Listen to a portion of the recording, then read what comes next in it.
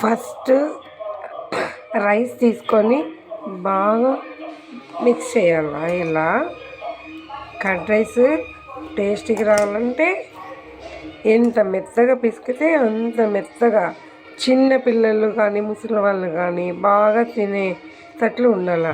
అది అందరూ తినచ్చు, పసిపిల్లలు కూడా చిన్న పిల్లలు కూడా బాగా తింటారు కర్డ్ రైస్ ఇష్టంగా. కర్డ్ తర్వాత తగినంత సాల్ట్ వేసుకోవాలా, సరిపోతుంది. బాగా మిక్స్ చేసేయండి. నేను ఒక కర్డ్ రైస్కి ఒక చిన్న చిట్కా చెప్తాను.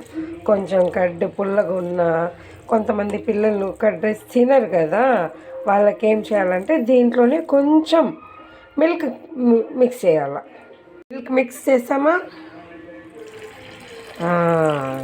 ఓకే ఓకే అన్న. ఇదంతా బాగా మిక్స్ చేసినాక పోపు పెట్టుకుందాము. పోపు ఎంత బాగా చేస్తే అంత టేస్ట్గా ఉంటుంది కర్డ్ రైస్. ఈ సమ్మర్లో కర్డ్ రైస్ తినని వాళ్ళు ఉండదు, తింటే హెల్త్కి మంచిది, ప్రతిరోజు తినవాళ్ళ. పోపు పెట్టుకుందామా? చిన్న బాండిల్ పెట్టుకొని దాంట్లో ఆయిల్ వేసుకొని కొంచెం నెయ్యి కూడా వేసుకోవచ్చు. ఎవరి ఇష్టం వచ్చినట్లు ఆయిల్ కానీ నెయ్యి కానీ ఏదైనా వేసుకొని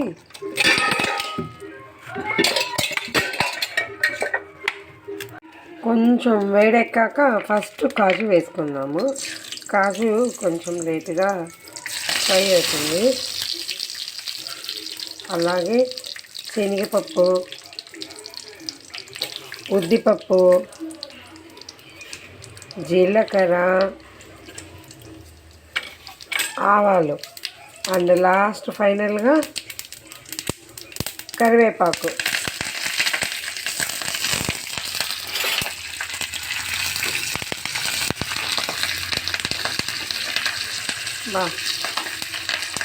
చిట్పట్ అని ఎంత బాగా శబ్దం వస్తుంది కదండి. అలా వచ్చేంత వరకు వేయించుకొని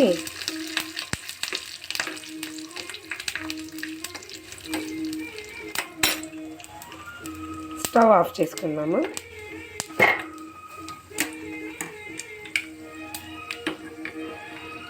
కర్డ్ రైస్లో వేసేస్తామా?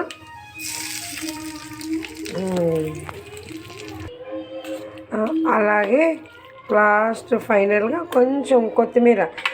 పిల్లలు కదా కొత్తిమీర మామూలుగా వేసేస్తే తీసేస్తారు, అందుకే సన్నగా కట్ చేసుకొని వేస్తే అది కూడా తినేస్తారు. హెల్త్కి మంచిది కదా.